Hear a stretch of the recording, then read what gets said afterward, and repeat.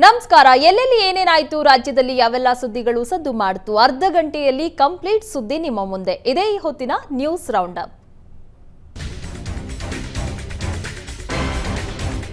ಕೇಂದ್ರ ಗೃಹ ಸಚಿವ ಅಮಿತ್ ಶಾ ಮೈಸೂರು ಪ್ರವಾಸ ಕೈಗೊಂಡಿದ್ದು ರಾಜ್ಯ ಬಿಜೆಪಿಯಲ್ಲಿ ಭಾರೀ ಸಂಚಲನ ಮೂಡಿದೆ. ದೆಹಲಿಯಿಂದ ರಾತ್ರಿ ಮೈಸೂರಿಗೆ ಅಮಿತ್ ಶಾ ಆಗಮಿಸಿದ್ದು ಖಾಸಗಿ ಹೋಟೆಲ್ನಲ್ಲಿ ವಾಸ್ತವ್ಯ ಹೂಡಿದ್ದಾರೆ. ಶಿಷ್ಟಾಚಾರದ ಅನ್ವಯ ಜಿಲ್ಲಾಡಳಿತದ ವತಿಯಿಂದ ಅಮಿತ್ ಶಾಗೆ ಸ್ವಾಗತ ಕೋರಲಾಯಿತು. ಜಿಲ್ಲಾಧಿಕಾರಿ ಡಾಕ್ಟರ್ ರಾಜೇಂದ್ರ ಹೂಗುಚ್ಛ ನೀಡಿ ಸ್ವಾಗತ ಕೋರಿದ್ರು.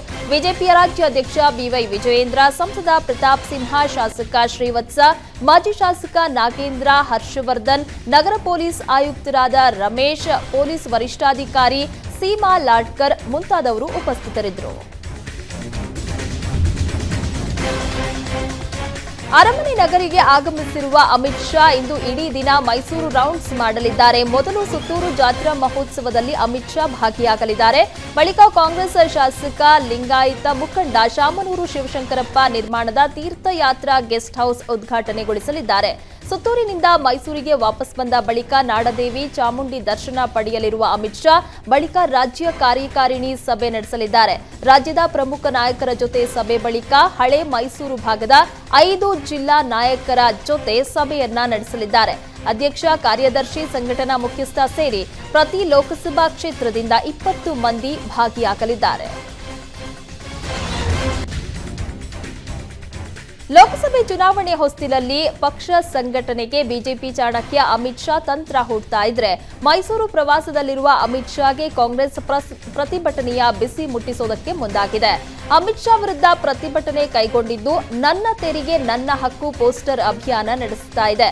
ರಾಜ್ಯದಲ್ಲಿ ಕಾಂಗ್ರೆಸ್ ಸರ್ಕಾರ ಇದೆ ಅನ್ನೋ ಕಾರಣಕ್ಕೆ ಕೇಂದ್ರದ ಅನುದಾನಕ್ಕೆ ಕೊಕ್ಕೆ ಹಾಕಿದೆ ಎಂದು ಆರೋಪಿಸಿರುವ ಕಾಂಗ್ರೆಸ್ 3,40,000 ಕೋಟಿ ರಾಜ್ಯದ ತೆರಿಗೆ ಪಾಲು ನೀಡಿಲ್ಲ ಅಂತ ಆಕ್ರೋಶ ವ್ಯಕ್ತಪಡಿಸಿದೆ.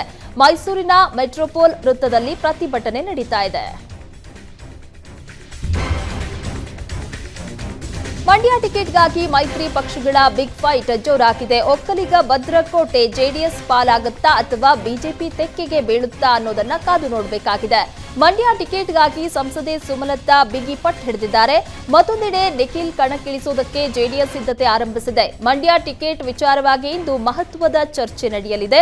ಅಮಿತ್ ಶಾ ನೇತೃತ್ವದಲ್ಲಿ ಬಿಜೆಪಿ ನಾಯಕರು ಸಮಾಲೋಚನೆಯನ್ನ ನಡೆಸಲಿದ್ದು, ಕೋರ್ ಕಮಿಟಿ ಮೀಟಿಂಗ್ನಲ್ಲಿ ಮಂಡ್ಯ ರಾಜಕಾರಣದ ಪ್ರಸ್ತುತ ಸ್ಥಿತಿಗತಿ ಬಗ್ಗೆ ಚರ್ಚೆಯಾಗಲಿದೆ. ರಾಜ್ಯಸಭಾ ಚುನಾವಣೆಗೆ ಕ್ಷಣಗಣನೆ ಆರಂಭ ಆಗಿದೆ. ನಾಮಪತ್ರ ಸಲ್ಲಿಸಲು ಫೆಬ್ರವರಿ 15 ಕೊನೆ ದಿನವಾಗಿದ್ದು, ಕಾಂಗ್ರೆಸ್ನಲ್ಲಿ ರಾಜ್ಯಸಭೆ ಅಭ್ಯರ್ಥಿ ಆಯ್ಕೆ ವಿಚಾರದಲ್ಲಿ ಭಾರೀ ಲಾಬಿ ನಡೀತಾ ಇದೆ. ತಮ್ಮ ಬೆಂಬಲಿಗರನ್ನ ರಾಜ್ಯಸಭೆಗೆ ಕಳುಹಿಸುವುದಕ್ಕೆ ಸಿಎಂ ಸಿದ್ದರಾಮಯ್ಯ ಹಾಗೂ ಡಿಸಿಎಂ ಡಿಕೆ ಶಿವಕುಮಾರ್ ನಡುವೆ ಪೈಪೋಟಿ ಏರ್ಪಟ್ಟಿದೆ.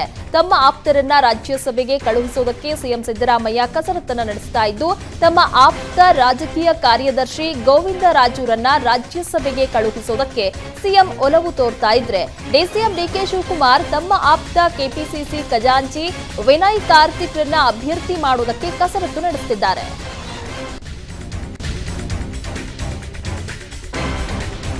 ತುಮಕೂರು ಲೋಕಸಭಾ ಕ್ಷೇತ್ರದ ಮೇಲೆ ಸೋಮಣ್ಣ ಕಣ್ಣಿಟ್ಟಿದ್ದು ಪದೇ ಪದೇ ತುಮಕೂರಿನಲ್ಲಿ ಕಾಣಿಸಿಕೊಳ್ತಾ ಇದ್ದಾರೆ. ಹೈಕಮಾಂಡ್ ಭೇಟಿ ಬಳಿಕ ಸೋಮಣ್ಣ ಮತ್ತೆ ಫುಲ್ ಆಕ್ಟಿವ್ ಆಗಿದ್ದು, ತುಮಕೂರಿನಲ್ಲಿ ಸೋಮಣ್ಣ ಮತ್ತೆ ಮಿಂಚಿನ ಸಂಚಾರವನ್ನ ಮುಂದುವರೆಸಿದ್ದಾರೆ. ಮಾಜಿ ಸಚಿವ ಮಾಧುಸ್ವಾಮಿ ನಾನು ಲೋಕಸಭೆಯ ಪ್ರಬಲ ಆಕಾಂಕ್ಷಿ ಎಂದಿದ್ದಾರೆ. ಈ ಹೇಳಿಕೆ ಬೆನ್ನಲ್ಲೇ ಸೋಮಣ್ಣ ಮತ್ತೆ ಫುಲ್ ಆಕ್ಟಿವ್ ಆಗಿದ್ದಾರೆ. ನಿನ್ನೆ ಒಂದು ವಿವಾಹ ಕಾರ್ಯಕ್ರಮದಲ್ಲಿ ಭಾಗಿಯಾದ ಸೋಮಣ್ಣ ಒಕ್ಕಲಿಗ ಸಮುದಾಯದ ನಾಯಕರ ಜೊತೆಗೆ ಮಾತುಕತೆಯನ್ನ ನಡೆಸಿದ್ರು. ಬಳಿಕ ಲಿಂಗಾಯತ ಸಮುದಾಯದ ಮುಖಂಡರ ಮನೆಗೆ ಭೇಟಿ ನೀಡಿ ಮಾತುಕತೆ ನಡೆಸಿದ್ರು. ಶಾಸಕ ಜ್ಯೋತಿ ಗಣೇಶ್ ಹಾಗೂ ಸುರೇಶ್ ಗೌಡ ಸೋಮಣ್ಣಗೆ ಸಾಥ್ ನೀಡಿದ್ರು.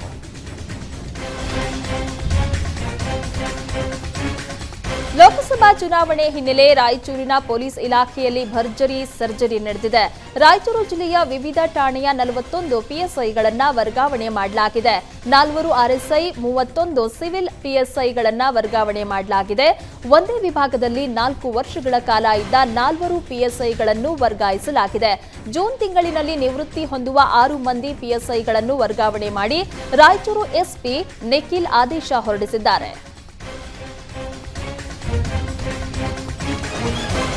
ಸತತ 2ನೇ ದಿನವೂ ಶಾಸಕ ಭರತ್ ರೆಡ್ಡಿ ಮನೆ ಮೇಲೆ ಇಡಿ ದಾಳಿ ಮುಂದುವರೆದಿದೆ. ನಿನ್ನೆ ಬೆಳಗ್ಗೆ 6:30ರಿಂದ ನಿರಂತರವಾಗಿ ಇಡಿ ಅಧಿಕಾರಿಗಳು ಪರಿಶೀಲನೆ ನಡೆಸ್ತಾ ಇದ್ದಾರೆ. ಶಾಸಕ ಭರತ್ ರೆಡ್ಡಿ ತಂದೆ ಮಾಜಿ ಶಾಸಕ ಸೂರ್ಯನಾರಾಯಣ ರೆಡ್ಡಿ ಸೇರಿದಂತೆ ಸಂಬಂಧಿಕರು ಮತ್ತು ಸಿಬ್ಬಂದಿ ಮೇಲೆ ದಾಳಿ ನಡೆದಿದ್ದು ಎಲ್ಲರ ಮನೆಯಲ್ಲಿ ಕಾರ್ಯಾಚರಣೆ ಮುಕ್ತಾಯವಾಗಿದ್ರು. ಮೋಕಾ ರಸ್ತೆಯಲ್ಲಿರುವ ಮುಖ್ಯ ಕಾರ್ಪೊರೇಟರ್ ಕಚೇರಿ ಮೇಲಿನ ದಾಳಿ ಮುಗಿದಿಲ್ಲ. ನಿನ್ನೆ ದಿನವಿಡೀ ನಡೆದ ದಾಳಿಯಲ್ಲಿ ಮಹತ್ವದ ದಾಖಲೆಯನ್ನ ಕಲೆ ಹಾಕಲಾಗಿದೆ. ಇಂದು ಮತ್ತಷ್ಟು ಆಪ್ತರ ಮನೆ ಮೇಲೆ ದಾಳಿ ನಡೆಸುವ ಸಾಧ್ಯತೆ ಇದೆ.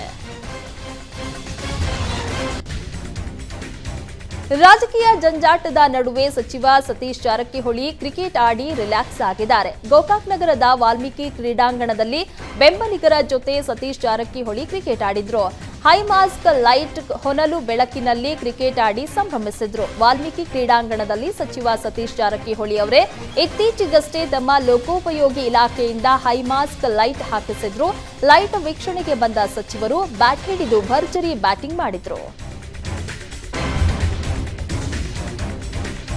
ಲೋಕಸಭಾ ಚುನಾವಣೆ ಹಿನ್ನೆಲೆ ರಾಯಚೂರಲ್ಲಿ ಏಮ್ಸ್ ಸ್ಥಾಪನೆ ವಿಚಾರದಲ್ಲಿ ಕ್ರೆಡಿಟ್ ಪಾಲಿಟಿಕ್ಸ್ ಜೋರಾಗಿದೆ. ಬಿಜೆಪಿ ಕಾಂಗ್ರೆಸ್ ನಾಯಕರ ಪತ್ರದ ಮೂಲಕ ಕ್ರೆಡಿಟ್ ಪಾಲಿಟಿಕ್ಸ್ ಆರಂಭ ಆಗಿದೆ.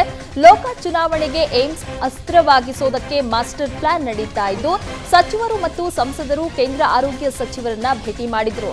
ಮೊದಲು ಕಾಂಗ್ರೆಸ್ನ ಡಾಕ್ಟರ್ ಶರಣ್ ಪ್ರಕಾಶ್ ಪಾಟೀಲ್ ಬೋಸರಾಜ್ ಕೇಂದ್ರ ಆರೋಗ್ಯ ಸಚಿವ ಮನ್ಸುಖ್ ಮಾಂಡವಿಯಾರನ್ನ ಭೇಟಿಯಾಗಿದ್ರೆ ಬಳಿಕ ಬಿಜೆಪಿಯ ರಾಜ ಅಮರೇಶ್ವರ್ ನಾಯಕ್ ಮತ್ತು ಸಂಸದ ಸಂಗಣ್ಣ ಕರಡಿ ಕೇಂದ್ರ ಆರೋಗ್ಯ ಸಚಿವರನ್ನ ಭೇಟಿ ಮಾಡಿ ಏಮ್ಸ್ ಬಗ್ಗೆ ಮಾಹಿತಿಯನ್ನ ನೀಡಿದ್ದಾರೆ.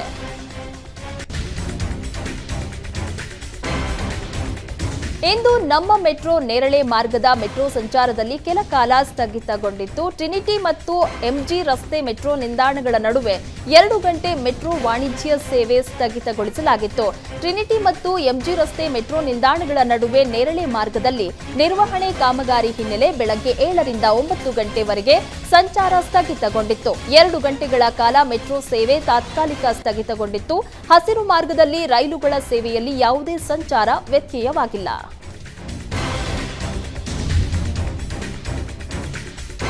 ರೈಲು ಅಂದ್ರೇನೆ ಲೇಟ್ ಅನ್ನೋದು ಎಲ್ಲರ ಅಭಿಪ್ರಾಯ. ಈಗ ಈ ಮಾತನ್ನ ಸುಳ್ಳು ಮಾಡೋದಕ್ಕೆ ರೈಲ್ವೆ ಇಲಾಖೆ ಮುಂದಾಗಿದೆ. ಇನ್ಮುಂದೆ ರೈಲುಗಳ ವಿಳಂಬ ಸಂಚಾರಕ್ಕೆ ಬ್ರೇಕ್ ಬೀಳಲಿದೆ. ರೈಲುಗಳ ಸುಗಮ ಸಂಚಾರಕ್ಕೆ ನೈಋತ್ಯ ರೈಲ್ವೆ ಪ್ಲಾನ್ ಮಾಡಿದ್ದು ಬೆಂಗಳೂರು ಮೈಸೂರು ರೈಲ್ವೆ ವಿಭಾಗದಲ್ಲಿ ಸ್ವಯಂ ಚಾಲಿತ ಸಿಗ್ನಲಿಂಗ್ ವ್ಯವಸ್ಥೆ ಮಾಡಲು ಸಿದ್ಧತೆ ನಡೆದಿದೆ. ಬೆಂಗಳೂರು ಮೈಸೂರು ವಿಭಾಗದ ವ್ಯಾಪ್ತಿಯಲ್ಲಿ 6 ಯೋಜನೆ ಸಿದ್ಧಗೊಳಿಸಲಾಗಿದ್ದು 639.05 ಕಿಲೋಮೀಟರ್ ರೈಲ್ವೆ ಮಾರ್ಗದಲ್ಲಿ ಆಟೋಮ್ಯಾಟಿಕ್ ಸಿಗ್ನಲಿಂಗ್ ಸಿಸ್ಟಮ್ ಅಳವಡಿಸಲಾಗುತ್ತಿದೆ. ಕೇಂದ್ರದ ಅಭಿವೃದ್ಧಿ ಕುಂಠಿತಗೊಂಡಿದೆ ಎಂದು ಆರೋಪಿಸಿ ವಿಠ್ಠಲ ಹಲಗೇಕರ್ಗೆ ಮಹಿಳೆಯರು ಘೇರಾವ್ ಹಾಕಿದ್ದಾರೆ. ಬೆಳಗಾವಿ ಜಿಲ್ಲೆಯ ಖಾನಾಪುರ ತಾಲೂಕಿನ ಕಕ್ಕೇರಿ ಗ್ರಾಮದಲ್ಲಿ ಈ ಘಟನೆ ನಡೆದಿದೆ. ಖಾನಾಪುರ ವಿಧಾನಸಭೆ ಕ್ಷೇತ್ರದ ಬಿಜೆಪಿ ಶಾಸಕ ವಿಠ್ಠಲ ಹಲಗೇಕರ್ ಮಹಿಳೆಯರ ಎದುರು ಅಸಹಾಯಕತೆಯನ್ನ ತೋಡ್ಕೊಂಡಿದ್ದಾರೆ. ಗ್ಯಾರಂಟಿ ಯೋಜನೆಗಳಿಂದ ಸರ್ಕಾರ ಕ್ಷೇತ್ರಕ್ಕೆ ಅಭಿವೃದ್ಧಿಗೆ ಹಣವನ್ನ ನೀಡ್ತಾ ಇಲ್ಲ ಅಂತ ಶಾಸಕರು ಆರೋಪಿಸಿದ್ದಾರೆ. ಈ ವೇಳೆ ಸಿಟ್ಟಿಗೆದ್ದ ಮಹಿಳೆಯರು ನಮಗೆ ಗ್ಯಾರಂಟಿ ಯೋಜನೆ ಬೇಡ, ರಸ್ತೆ ನಿರ್ಮಿಸಿ ಕೊಡಿ ಅಂತ ಮನವಿ ಮಾಡಿದ್ದಾರೆ. ಮಹಿಳೆಯರ ಬೇಡಿಕೆಗೆ ಸ್ಥಳದಲ್ಲೇ ಸ್ಪಂದಿಸಿದ ಬಿಜೆಪಿ ಶಾಸಕ ವಿಠ್ಠಲ ಹಲಗೇಕರ್ ಶಾಸಕರ ಅನುದಾನದ ಅಡಿ 10 ಲಕ್ಷ ನೀಡೋದಾಗಿ ಭರವಸೆ ನೀಡಿದ್ರು. ಇಂದು ಖಾಸಗಿ ಸಾರಿಗೆ ಒಕ್ಕೂಟಗಳ ಜೊತೆ ಸಿಎಂ ಸಿದ್ದರಾಮಯ್ಯ ಸಭೆ ನಡೆಸಲಿದ್ದಾರೆ. ಶಕ್ತಿ ಯೋಜನೆಯಿಂದ ಖಾಸಗಿ ಸಾರಿಗೆ ಒಕ್ಕೂಟಗಳಿಗೆ ನಷ್ಟ ಉಂಟಾಗಿದ್ದು ವಿಶೇಷ ಪ್ಯಾಕೇಜ್ ನೀಡುವಂತೆ ಖಾಸಗಿ ಸಾರಿಗೆ ಮಾಲೀಕರು ಸಿಎಂಗೆ ಒತ್ತಾಯಿಸಲಿದ್ದಾರೆ. ಅಲ್ಲದೆ ಶಕ್ತಿ ಯೋಜನೆಯಡಿ ಖಾಸಗಿ ಬಸ್ಗಳ ಸೇವೆಯನ್ನ ಬಳಸಿಕೊಳ್ಳುವಂತೆ ಮನವಿ ಮಾಡಲಿದ್ದಾರೆ. ಇಂದಿನ ಸಭೆಗೆ 65 ಒಕ್ಕೂಟಗಳ ಮುಖಂಡರು ಹಾಜರಿರಲಿದ್ದಾರೆ. ಫೆಬ್ರವರಿ 16ರಂದು ಬಜೆಟ್ ಮಂಡನೆ ಆಗಲಿದ್ದು ಈ ಹಿನ್ನೆಲೆ ಇಂದಿನ ಸಭೆ ಕುತೂಹಲ ಕೆರಳಿಸಿದೆ. ತೂಕ ಹಾಗೂ ದರ ವ್ಯತ್ಯಾಸ ಆರೋಪ ಹಿನ್ನೆಲೆ ಚಿತ್ರದುರ್ಗ ಜಿಲ್ಲೆಯ ಚಳ್ಳಕೆರೆಯ ಎಪಿಎಂಸಿ ವಿರುದ್ಧ ರೈತರು ಪ್ರತಿಭಟನೆ ನಡೆಸಿದ್ದಾರೆ. ಹುಣಸೆಹಣ್ಣು ತೂಕ ಮತ್ತು ದರದಲ್ಲಿ ವ್ಯತ್ಯಾಸ ಮಾಡುತ್ತಿದ್ದಾರೆ ಅಂತ ಮಧ್ಯವರ್ತಿಗಳು ವರ್ತಕರ ವಿರುದ್ಧ ಅನ್ನದಾತರು ಕಿಚ್ಚು ಹೊರಹಾಕಿದ್ರು. ಎಪಿಎಂಸಿ ಗೇಟ್ಗೆ ಬೀಗ ಜಡಿದು ಧಿಕ್ಕಾರ ಕೂಗಿದ್ರು. ಇನ್ನು ಹುಣಸೆ ಹಣ್ಣಿಗೆ ಸೂಕ್ತ ದರ ನಿಗದಿಪಡಿಸುವಂತೆ ಸರ್ಕಾರಕ್ಕೆ ಒತ್ತಾಯಿಸಿದ್ರು. ನ್ಯಾಯಾಲಯಕ್ಕೆ ಹಾಜರಾಗದೆ 26 ವರ್ಷಗಳ ಕಾಲ ತಲೆಮರೆಸಿಕೊಂಡಿದ್ದ ಆರೋಪಿಯೊಬ್ಬ ಕೊನೆಗೂ ಖಾಕಿ ಕೈಗೆ ತಗಲಾಕೊಂಡಿದ್ದಾನೆ. 1998ರ ಸರಗಳ್ಳತನ ಕೇಸ್ನಲ್ಲಿ ಬಂಧನವಾಗಿದ್ದ ಗುಲಾಬ್ ಖಾನ್ ಎಂಬಾತ ಜಾಮೀನು ಪಡೆದು ಬಿಡುಗಡೆ ಆಗಿದ್ದ. ಆದರೆ ನ್ಯಾಯಾಲಯಕ್ಕೆ ಹಾಜರಾಗದೆ ರಾಮನಗರದಲ್ಲಿ ತಲೆಮರೆಸಿಕೊಂಡು ಜೀವನ ನಡೆಸ್ತಾ ಇದ್ದ. ಸದ್ಯ ಗುಲಾಬ್ ಖಾನ್ನನ್ನ ರಾಮನಗರದಲ್ಲಿ ಬಂಧಿಸಲಾಗಿದ್ದು ಪೊಲೀಸರು ನ್ಯಾಯಾಧೀಶರ ಎದುರು ಹಾಜರುಪಡಿಸಿದ್ದಾರೆ. ಪಕ್ಷದ ವಿಪ್ ಉಲ್ಲಂಘಿಸಿದ್ದಕ್ಕೆ ಹುಬ್ಬಳ್ಳಿ ಧಾರವಾಡ ಪಾಲಿಕೆ ಸದಸ್ಯೆ ಸರಸ್ವತಿ ದೋಂಗಡಿ ಸದಸ್ಯತ್ವ ರದ್ದುಗೊಳಿಸಲಾಗಿದೆ. ಮೇಯರ್ ಹಾಗೂ ಉಪಮೇಯರ್ ಎಲೆಕ್ಷನ್ ವೇಳೆ ಸರಸ್ವತಿ ಪಕ್ಷದ ವಿಪ್ ಅನ್ನ ಉಲ್ಲಂಘಿಸಿದ್ರು. ಚುನಾವಣೆಯಲ್ಲಿ ಭಾಗವಹಿಸದೆ ಮತದಾನದಿಂದ ದೂರ ಉಳಿದಿದ್ರು. ಹೀಗಾಗಿ ಪಕ್ಷ ವಿರೋಧಿ ಚಟುವಟಿಕೆಗೆ ಮಾಡಿದ್ದರಿಂದ ಬಿಜೆಪಿ ದೂರ ನೀಡಿತ್ತು. ವಿಚಾರಣೆ ನಡೆಸಿದ ಪ್ರಾದೇಶಿಕ ಚುನಾವಣಾ ಆಯುಕ್ತ ಎಸ್ಬಿ ಶೆಟ್ಟಣ್ಣನವರ್ ಪಾಲಿಕೆ ಸದಸ್ಯತ್ವದಿಂದ ಸರಸ್ವತಿ ದೋಂಗಡಿ ಅವರನ್ನ ಅಮಾನತು ಮಾಡಿದ್ದಾರೆ. ಒಂದಲ್ಲ ಎರಡಲ್ಲ ಬರೋಬ್ಬರಿ 300ಕ್ಕೂ ಅಧಿಕ ಬಾರಿ ಸಂಚಾರ ನಿಯಮ ಉಲ್ಲಂಘಿಸಿದ್ದ ಭೂಪನೊಬ್ಬನನ್ನ ಬೆಂಗಳೂರು ಪೊಲೀಸರು ಪತ್ತೆ ಹಚ್ಚಿದ್ದಾರೆ.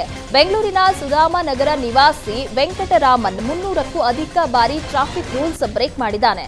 ಸದ್ಯ ಬೆಂಗಳೂರಿನಲ್ಲಿ ಅತಿ ಹೆಚ್ಚು ಬಾರಿ ಸಂಚಾರಿ ನಿಯಮ ಉಲ್ಲಂಘನೆ ಮಾಡಿರೋರಲ್ಲಿ ಈತನೇ ಫಸ್ಟ್ ಅಂತೆ. ಹೆಲ್ಮೆಟ್ ಧರಿಸದೆ ವಾಹನ ಚಾಲನೆ, signal jump, one way driving ಸೇರಿ ನೂರಾರು ಕೇಸ್ ಈತನ ಮೇಲಿದೆ.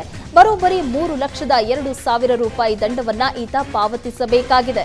ವೆಂಕಟರಾಮನ್ ವಶಕ್ಕೆ ಪಡೆದು ಕ್ರಮ ಜರುಗಿಸುವುದಕ್ಕೆ ಸಂಚಾರಿ ಪೊಲೀಸರು ಮುಂದಾಗಿದ್ದಾರೆ. ಹುಬ್ಬಳ್ಳಿಯಲ್ಲಿ ಕಾನೂನು ರಕ್ಷಿಸಬೇಕಾದ ಪೊಲೀಸರೇ ಭಕ್ಷಕರಾಗಿದ್ದಾರೆ. ಇಸ್ಪಿಟಾಡ್ತಾ ಇದ್ದ ಯುವಕರನ್ನ ಬಂಧಿಸಿ ಮನಸ್ಸೋ ಇಚ್ಛೆ ಹಲ್ಲೆ ನಡೆಸಿದ್ದಲ್ಲದೆ ಹಣ ಕಸಿದುಕೊಂಡಿದ್ದಾರೆ. ಕಲಘಟಕಿ ಪೊಲೀಸರ ದನದಾಹಕ್ಕೆ 2 ಯುವಕರು ಗಂಭೀರವಾಗಿ ಗಾಯಗೊಂಡಿದ್ದಾರೆ. ಕಳೆದ ಫೆಬ್ರವರಿ 4ರಂದು ಕಲಘಟಕಿಯಲ್ಲಿ ಇಸ್ಪಿಟಾಡ್ತಾ ಇದ್ದ 11 ಮಂದಿಯನ್ನ ಪೊಲೀಸರು ಬಂಧಿಸಿದ್ರು. ಠಾಣೆಗೆ ಕರೆದೊಯ್ದು ದನಕ್ಕೆ ಬಡಿದಂತೆ ಹೊಡೆದು ಅವರ ಬಳಿ ಇದ್ದ 49,000 ಹಣವನ್ನ ಕಸಿದುಕೊಂಡಿದ್ರು. ಸಾಲದಕ್ಕೆ ಮತ್ತೆ 50,000 ಹಣವನ್ನ ಫೋನ್ ಪೇ ಮಾಡಿಸಿಕೊಂಡಿದ್ರು. ಇಷ್ಟಕ್ಕೆ ಸುಮ್ಮನಾಗದ ಪೊಲೀಸರು 1 ಲಕ್ಷ ಹಣಕ್ಕೆ ಬೇಡಿಕೆಯನ್ನ ಇಟ್ಟಿದ್ದಾರೆ.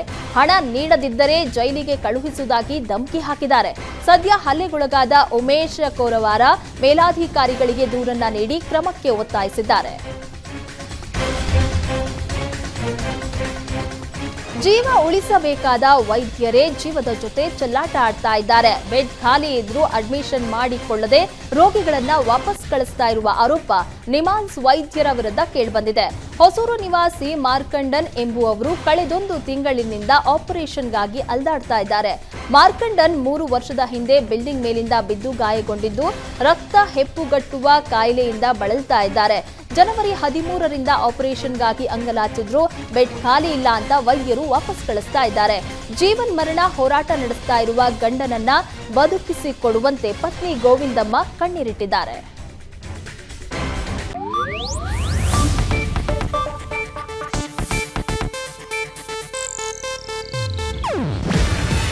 ಇದು ಏಷ್ಯಾನೆಟ್ ನ್ಯೂಸ್ ನೆಟ್ವರ್ಕ್ ಪ್ರಸ್ತುತಿ.